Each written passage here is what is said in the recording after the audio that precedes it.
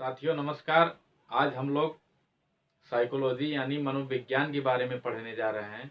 तो आज हम लोग मनोविज्ञान के में एक ऐसे मनोवैज्ञानिक के विषय में पढ़ने जा रहे हैं जो चाहे सीटेट हो, चाहे यूपी टेट हो, चाहे सुपर टेट हो, हर जगह जो है एक न एक प्रश्न जो है बनता ही बनता है।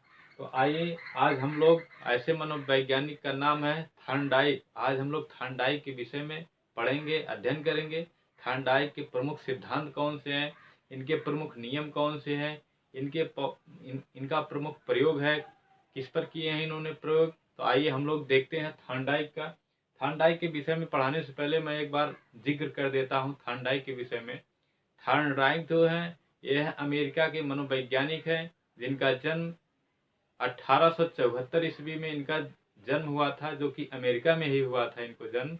और इन्होंने 1898 ईस्वी में इन्होंने प्रयोग करना शुरुआत किए थे, जो कि सबसे पहले इन्होंने मुर्गी पर प्रयोग किए थे, फिर मछली पर प्रयोग किए थे, फिर इन्होंने चूहा पर प्रयोग किए थे, इन्होंने बिल्ली पर भी प्रयोग किए थे। इनका प्रमुख प्रयोग जो है बिल्ली पर था। एक भूखी बिल्ली था जो कि इनका प्रमुख प्रयोग जो है वही बिल्ली पर माना जाता है, जो कि 1913 में उस भूखी बिल्ली पर इन्होंने प्रयोग करना शुरू किए थे 1913 में। तो आइए हम लोग देखते हैं थॉर्नडाइक के विषय में।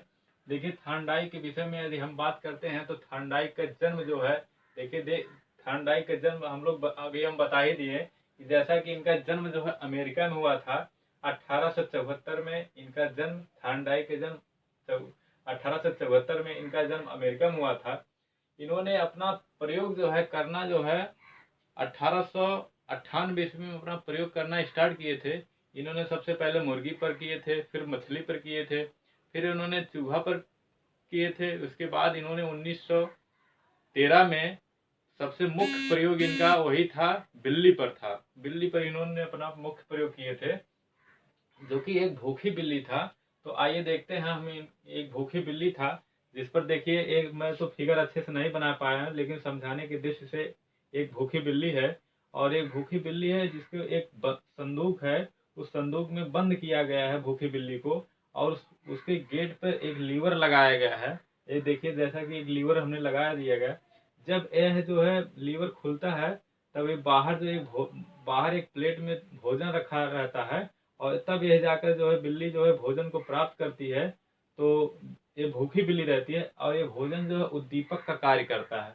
यह भोजन जो है उद्दीपक का कार्य करता है, और बिल्ली जो है जब कार्य आकर भोजन प्राप्त कर लेती है तो वह अनुक्रिया के द्वारा जो है आकर बिल्ली जो है भोजन को प्राप्त करती है। जैसा कि इनके हम सिद्धांत के विषय में हम देखते हैं, इनका प्रमुख सिद्धांत देखिए। थॉर्नडाइक का प्रमुख सिद्धांत जो है उद्दीपक एवं उद्दीपक अनुक्रिया का सिद्धांत इन्होंने थॉर्नडाइक दिए थे। और थॉर्नडाइक उद्दीपक अनुक्रिया सिद्धांत के प्रवर्तक भी माने जाते हैं थॉर्नडाइक।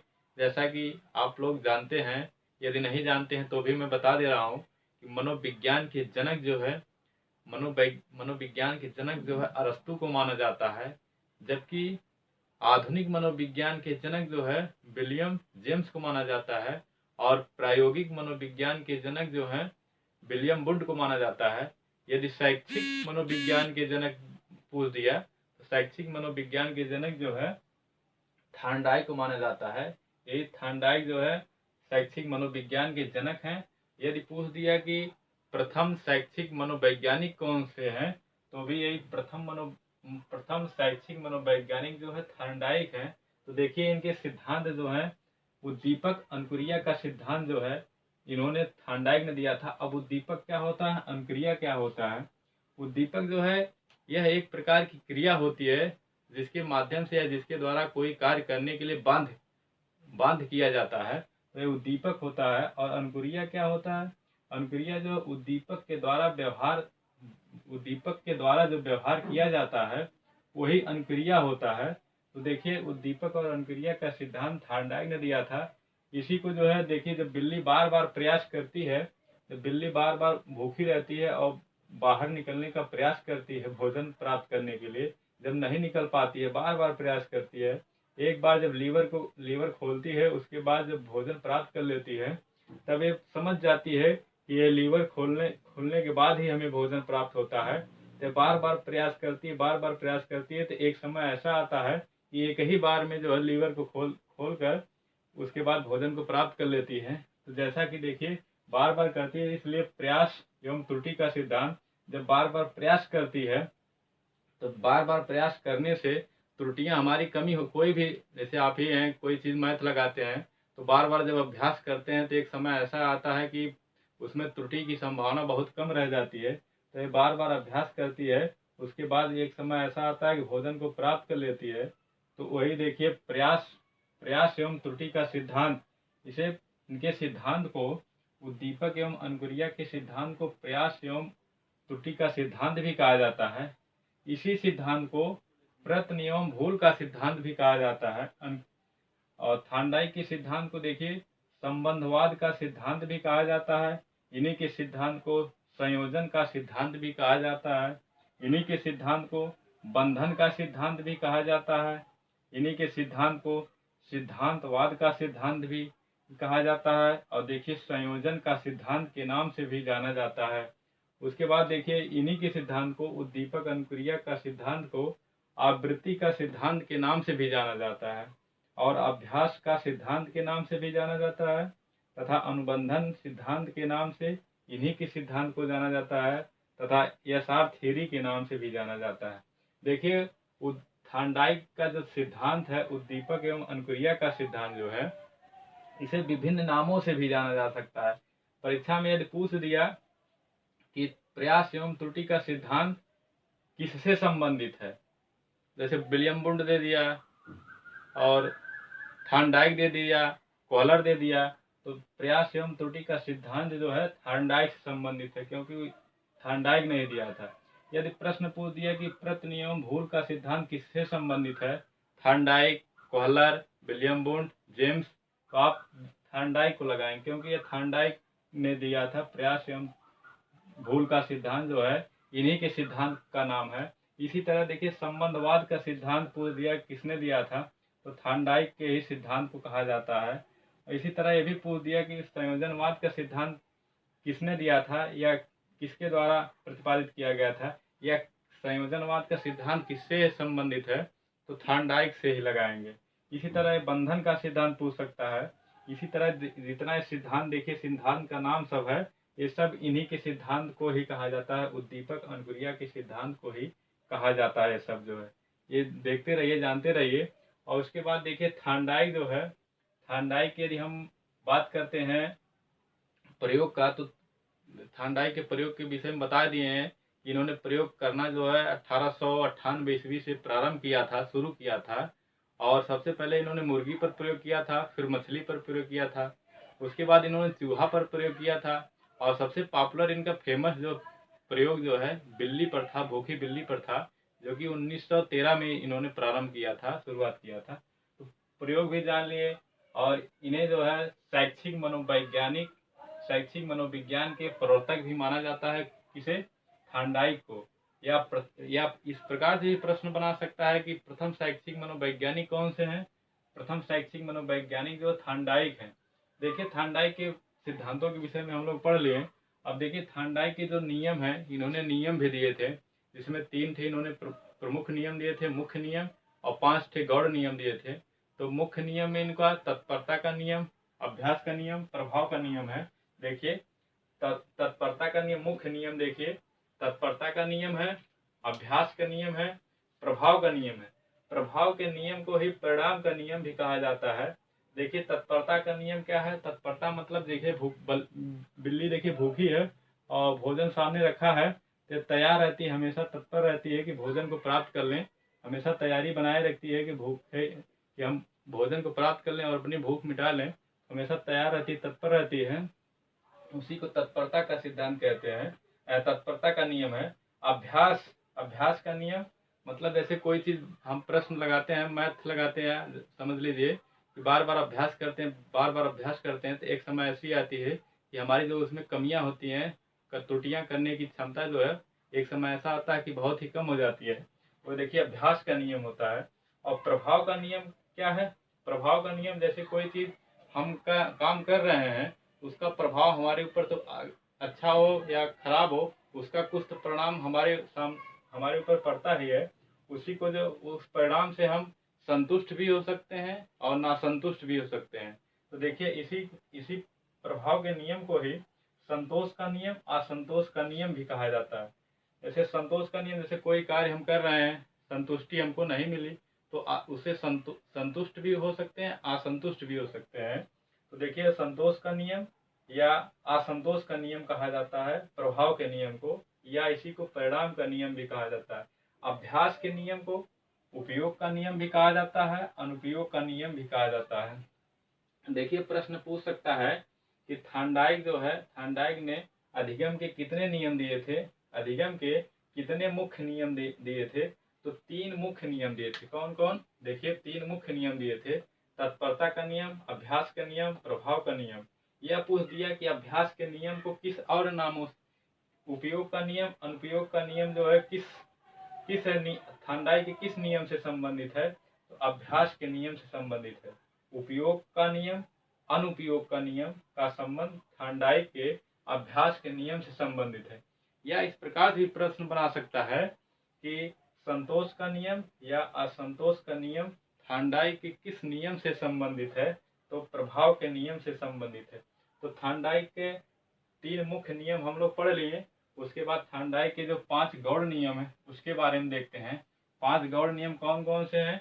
देखिए बहु अनुक्रिया का नियम, थार्नडाइक का 5 जो है गौड़ नियम दिए थे। थार्नडाइक 5 गौड़ नियम कौन कौन से हैं? बहु अनुक्रिया का नियम, दूसरा आंशिक क्रिया का नियम, तीसरा सादृश्यीकरण या इसी को आत्मीकरण का नियम भी कहा जाता है, चौथा जो है अभिवृत्ति या मनोवृत्ति का नियम, पांचवा जो है साहचर्य का नियम।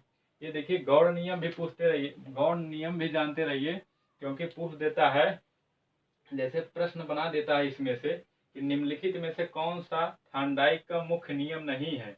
मुख्य नियम नहीं है, 3 ठो इसमें से दे दिया मुख्य नियम, 1 ठो इसमें से उठाकर दे दिया। तो जानते रहेंगे कि 3 ठो जो है मुख्य नियम है, तत्परता, प्रभाव, अभ्यास, ये 3 ठो मुख्य नियम है और 5 ठो गौड़ नियम है। यदि इसको जानते रहेंगे तो तुरंत जो है किसी में से उठा कर पूछेगा तो भी आप लगा लेंगे। जैसे पूछ दिया निम्नलिखित में से थार्नडाइक का कौन सा मुख्य नियम नहीं है? तत्परता, अभ्यास का नियम, प्रभाव का नियम, इसी में से एक डाल दिया आंशिक क्रिया का नियम। तो मुख्य नियम, आंशिक क्रिया, ये मुख्य नियम नहीं है, एक गौड़ नियम है और ये बाकी मुख्य नियम है। जैसे आप देख लिए थार्नडाइक का सिद्धांत भी हम लोग देख लिए, थार्नडाइक के जो है अधिगम का नियम भी देख लिए, किस पर प्रयोग किए थे? बिल्ली पर प्रयोग किए थे, भूखी बिल्ली पर प्रयोग किए थे। कब प्रयोग किए थे? प्रयोग देखिए भूखी बिल्ली पर इन्होंने प्रयोग किया था। कब किया था? 1913 में। 1913 में इन्होंने प्रयोग किया था बिल्ली पर, भूखी बिल्ली पर प्रयोग कब किए थे? 1913 में। और प्रयोग करना स्टार्ट कब किए थे? प्रयोग करना 1898 में इन्होंने प्रयोग करना प्रारंभ किए थे। इनका जन्म जो कहाँ हुआ था? अमेरिका में, 1874 में। देखिए जन्म तो कभी नहीं पूछेगा, जन्म नहीं पूछेगा, प्रयोग पूछता है। किस पर प्रयोग किए थे? इनका जो है मुख्य नियम और गौड़ नियम, इसको जानते रहिए। यहाँ से प्रश्न जो है, एक प्रश्न यहाँ से हर परीक्षा में बना सकता है, जिसमें भी साइकोलॉजी आती है, चाहे टेट हो, चाहे सीटेट हो, चाहे सुपर टेट हो, एक प्रश्न यहाँ से उठाता है मुख्य नियम से। अब देखिए इनके कुछ प्रसिद्ध पुस्तकें हैं, थार्नडाइक की कुछ प्रसिद्ध पुस्तकें, उसके बारे में बता देते हैं। देखिए इनकी प्रसिद्ध पुस्तकें जो है, एनिमल इंटेलिजेंस, एनिमल इंटेलिजेंस, इनकी जो प्रसिद्ध पुस्तक एनिमल इंटेलिजेंस एजुकेशन, एजुकेशन ए फर्स्ट बुक, एजुकेशन साइकोलॉजी, ये 3 पुस्तकें जो है थार्नडाइक की प्रसिद्ध पुस्तकें हैं, जो कि परीक्षा में पूछने की संभावना। देखिए यूपी टेट और सी टेट में तो नहीं पूछता है, मगर सुपर टेट में ये पुस्तकें जानते रहिए, सुपर टेट में पूछने की प्रबल संभावना रहती है। सी टेट और यूपी टेट में तो पुस्तकें जल्दी नहीं पूछता है, प्रबल संभावना तो नहीं रहती, लेकिन सुपर टेट में पूछने की प्रबल संभावना रहती है। ये सुपर टेट के लिए बहुत ही इम्पोर्टेंट है, यस टेट। तो जानते रहिए एनिमल इंटेलिजेंस, और दूसरी पुस्तक एजुकेशन ए फर्स्ट बुक, तीसरा जो है एजुकेशन साइकोलॉजी। ये प्रसिद्ध पुस्तकें हैं थार्नडाइक की। जैसा कि हमने थार्नडाइक के विषय में आज हम लोग देख लिए, तो एक बार मैं फिर से बता दे रहा हूँ। थांडाई का जन्म अमेरिका में हुआ था 1874 में। इन्होंने अपना प्रयोग जो 1898 में प्रारंभ किया था। किस पर किए थे? पहले मुर्गी पर, फिर मछली पर, फिर चूहे पर, फिर उसके बाद इन्होंने भूखी 1913 में इन्होंने भूखी बिल्ली पर इन्होंने प्रयोग करना सीखा था, प्रयोग करना शुरू किया था। जैसा कि बिल्ली जो है एक पिंजड़े में, एक बॉक्स में इसे बंद, भूखी बिल्ली को बंद किए थे और लीवर पर और एक उसके जो है गेट पर एक लीवर लगाया गया था। लीवर जब खुलता है तो बिल्ली जो भोजन को प्राप्त करती है, ये बिल्ली पर इन्होंने प्रयोग किया था। और सिद्धांत इन्होंने दिया था, उद्दीपक एवं अनुक्रिया का सिद्धांत दिया था। उद्दीपक क्या होता है? उद्दीपक वह होता है, वह क्रिया होता है जिसके माध्यम से कोई कार्य करने के लिए बाध्य हो जाता है, उद्दीपक होता है। अनुक्रिया क्या होती है? अनुक्रिया उद्दीपक द्वारा किया गया व्यवहार ही अनुक्रिया होता है। और जैसे मान लीजिए हम जो है जैसे जा रहे हैं रास्ते में, अचानक में कोई सांप पड़ गया और हम अचानक में डर जाते हैं, तो हम डर जाते हैं, वह क्या है? डरना हमारी अनुक्रिया है, डरना हमारा अनुक्रिया है। और जिसके द्वारा, सांप के द्वारा हम डरते हैं, तो उद्दीपक होता है, उद्दीपक होता है। तो इसी उद्दीपक और अनुक्रिया के सिद्धांत को ही प्रयास एवं त्रुटि का सिद्धांत भी नाम दिया गया। इसी को प्रत्न एवं भूल का सिद्धांत भी नाम दिया गया। इसी को संबंध एवं संबंधवाद का सिद्धांत के नाम से भी जाना जाता है। इसी को संयोजनवाद का सिद्धांत के नाम से भी जाना जाता है। इसी को बंधन का सिद्धांत के नाम से भी जाना जाता है।